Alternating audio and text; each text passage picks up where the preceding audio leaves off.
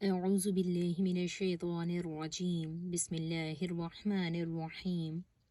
سورہ یونس آیت نمبر 58 میں اللہ سبحانہ وتعالی نے فرمایا قُلْ بِفَضْلِ اللَّهِ وَبِرَحْمَتِهِ فَبِذَلِكَ فَلْيَفْرَحُوا هُوَ خَيْرٌ مِّمَّا يَجْمَعُونَ، کہہ دیجئے یہ اللہ کے فضل اور اس کی رحمت سے ہے، بس چاہیے کہ لوگوں کو یعنی کہ چاہیے وہ اس پر خوش ہو جائیں، اور وہ ہر اس چیز سے بہتر ہے جو یہ لوگ جمع کر رہے ہیں۔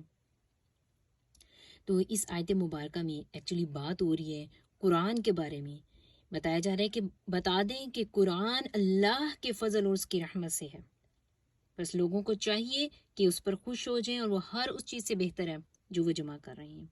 حضرت عبداللہ بن عباس رضی اللہ عنہ اس آیت کی تفسیر میں فرماتے ہیں کہ اس میں اللہ کا فضل اسلام ہے اور اللہ کی رحمت قرآن ہے۔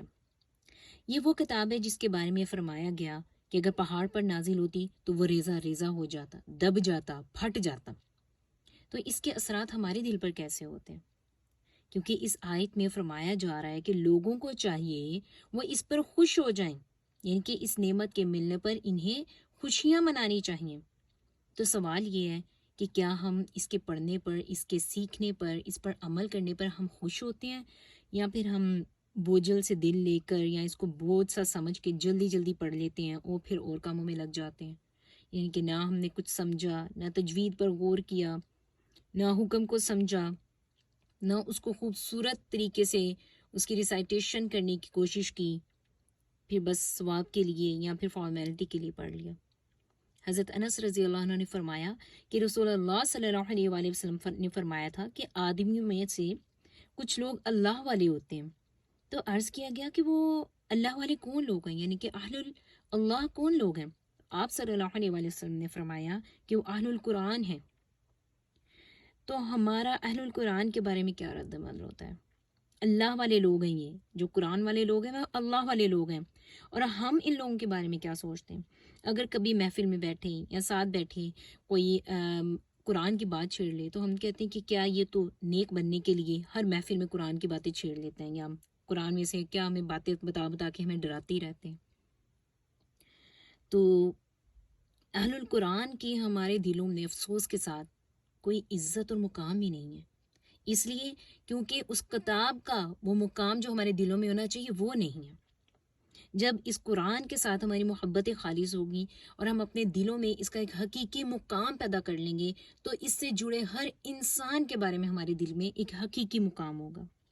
اینڈ پہ کہا جا رہا ہے کہ یہ ہر اس چیز سے بہتر ہے جو یہ لوگ جمع کر رہے ہیں۔ سبحان اللہ، ہم لوگ دنیا میں کیا جمع کر رہے ہیں؟